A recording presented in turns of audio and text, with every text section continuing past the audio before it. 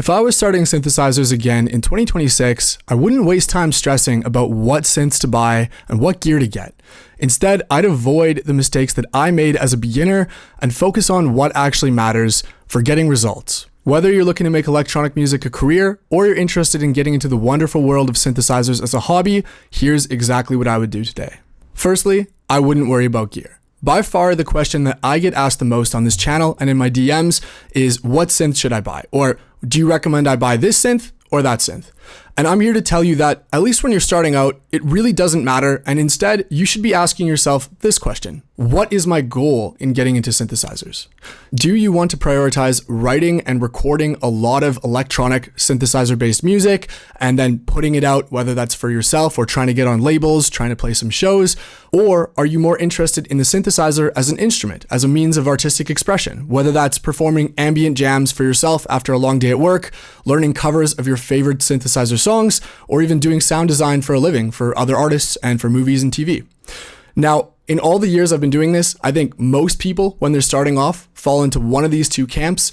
And I know it's a hard decision to make, and you can absolutely do both, as I have and many others have too. But at least when you're starting off, really try to ask yourself which of these two camps you fall into, because I think it'll really dictate what you want to focus on. If you're mainly interested in synthesizers because you want to learn music production, then I think the best thing to do is to not even worry, at least at first, about hardware synthesizers, and instead focus on using your laptop, your computer, and investing in a single good MIDI keyboard that you can perform on. Because I still think that having some sort of tactile interface with keys, with one or two knobs you can program, it will take you so much further than just clicking in notes. Get yourself a DAW, a good MIDI controller, and a couple of sample packs, and just start off exploring the kinds of sounds you like. I know far too many producers, amateurs and professionals alike, who had this vision of being like their favorite artists and creating their music on hardware, when in reality, they figured out after they bought a hardware synth, usually a very costly one, they just wanted to make music and they were happy inside their DAW, and the hardware synth just gathered dust. If you fall more into the other camp, namely that you're more interested in synthesizers as an instrument and you'd rather focus more on learning the synthesizer, sonic exploration, sound design, rather than completing and creating tracks, at least to start off with, then in that case, I would definitely recommend saving as much money as you can allocate that you're comfortable with, that's not going to break the bank, and get one single good polysynth. What is a polysynth? Now, a polysynth is a synthesizer that can play more than one note. If you're a beginner, this might sound crazy. Why can't every synthesizer play more than one note? That's because traditional subtractive analog synthesizers from back in the 70s, because of the technological limitations at the time, were monophonic voiced instruments, meaning that they could only play one note at a time. I know I might be ruffling some feathers here because traditionally I've heard a lot of recommendations of starting off on a mono synth because A, they tend to be cheaper, and B, all of the classics, the Mini Moog, the ARP 2600, those were all mono synths. But in my humble opinion, as a beginner coming into the synthesizer as an instrument, you'll probably want to learn how to play some of your favorite parts, whether that's, some stuff from Vangelis, Blade Runner, MGMT, whatever it might be. And many synthesizer parts that we know and love are going to be played on a polyphonic synthesizer. And although there's a very good argument to be made that mono synths still are unmatched for great sounding basses and leads, that's why I love Moogs, for example, as mono synths, there is still absolutely nothing wrong with using a polysynth in monophonic mode. And if you're only going to get one synth, then in my opinion, you're better off getting one that can do both polyphonic playing chords and monophonic synth lines, leads, bass. The other crucial thing I would focus on is do not fall for the trap of features. Now, one of the biggest traps in every single modern gear-based hobby, whether it's synthesizers, cameras, mountain bikes, is features and spec sheets tend to be all that people talk about and argue about.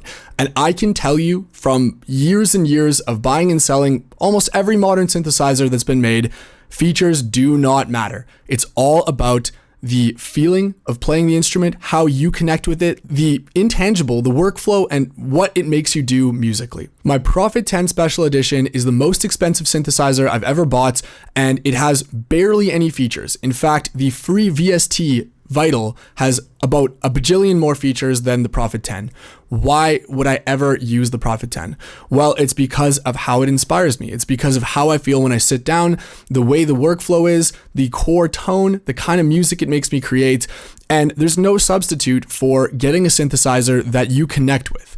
Most of the people, in my humble opinion, who just buy synths based on specs and they'll just go and buy something because, oh wow, it has polyphonic aftertouch, or it has this many voices, or it has this, multi-filter design and this many oscillators, they're not going to be happy with that synthesizer because specs can always be improved upon. And again, if you just want the best specs, I can tell you, go and get Serum 2 and a laptop, and it blows every single hardware synthesizer out of the water in terms of specs. Seriously, go watch my Serum 2 video, shameless plug. But if you want to get into the world of synthesizers and you're fascinated by learning the synthesizer, then you probably would be better off getting a synthesizer that inspires you. And for that, there's no substitute besides going out and trying synthesizers. Go to your local music store, have an extra large coffee so you're wired, and just spend the day playing on every synthesizer. Even if you don't know what you're doing, just twist knobs and play the keys, see how the distance between the keys and the knobs are, look for where the filter is. There's no substitution because you'll find that instrument that you just click with. I've seen it happen time and time again, both on the amateur and professional level, where synthesizers that really shouldn't be that exciting end up being people's favorites because they just feel right to play and they sound great with minimal effort. I think if you're starting off, you're going to go so much further and you're not going to give up on this hobby when it gets challenging if you pick a synth that's actually inspiring versus one that just has all the best features. I know I said I wouldn't talk about gear, but because it helps the example, and I know people will ask me anyway, here are two synths that tick all of the boxes, in my opinion, for a great first synthesizer. Moving on to what I'd focus on learning. Let's start off with some tangible things. I'd focus on learning the 3 fundamentals of subtractive synthesis, which is coincidentally what I'd recommend starting with, which is that you can shape sounds in 3 major ways: pitch, timbre, and time. Pitch generally refers to the note you play. This is the most common thing that will feel familiar if you know anything about instruments. And where it gets different with synthesizers is that the more you learn how to manipulate the pitch through things like audio rate modulation, noise modulation, mixing together different oscillators for unison sounds, the more you can get different interesting pitches that might not be something you could achieve on traditional synths and can result in some really interesting and powerful sounds. The second thing, timbre, this is probably what most people think of when you think of sound design and using synthesizers. This is the synthesizer's unique ability to do things like shape a sound with a filter, with distortion, with noise, with overdrive. And when you learn about how to shape the timbre of the sound in subtractive synthesis, which typically results in starting with complex oscillator shapes and then sculpting away at them, much like a sculptor would chip away at a piece of marble, then the better you can understand that, the better you'll be able to improve your sounds. The third, and probably most overlooked, is time. Now in synthesis, time refers to how a sound changes over time, with attack, decay, sustain, and release.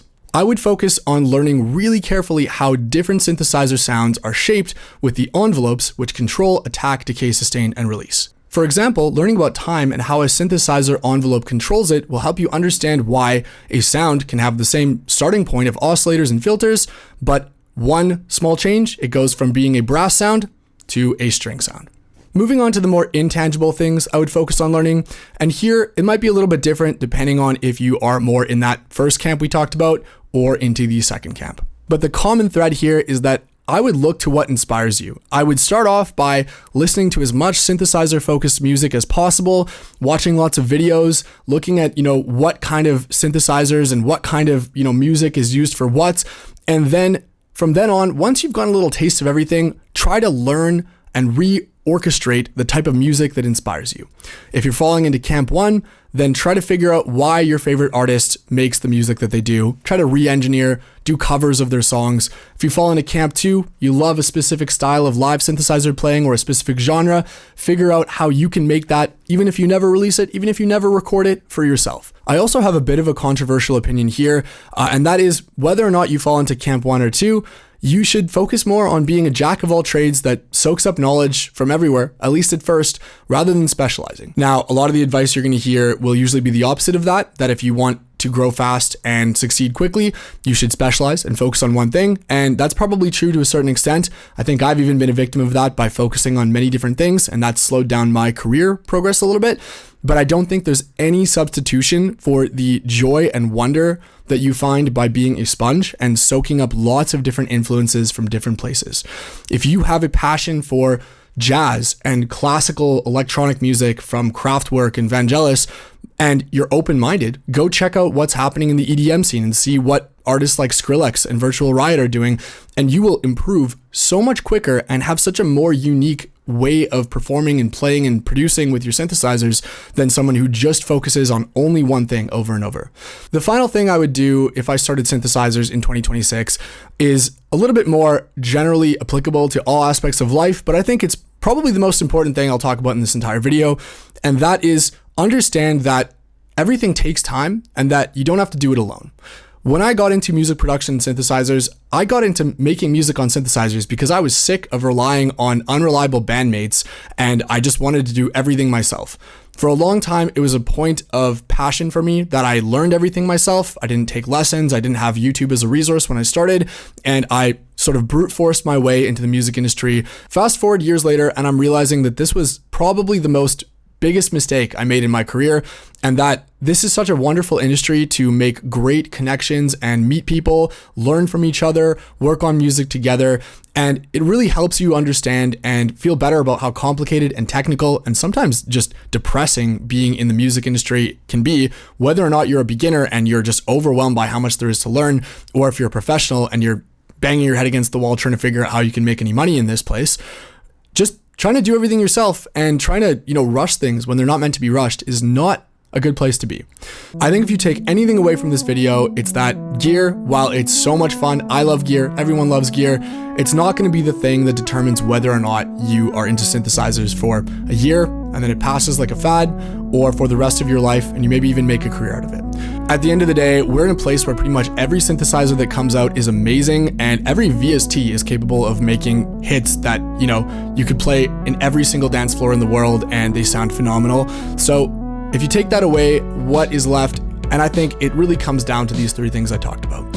Figure out what's important to you, be a sponge, learn from as many people as possible, and don't neglect the patience for yourself and the patience of building a community, because hey, no man is an island. We're all in this together. Let me know in the comments if this was helpful, and let me know what your tips would be if you've been in this for a while as well. Let's get the comment section going with some helpful tips for all beginners. Thanks for watching, and I will see you in the next video.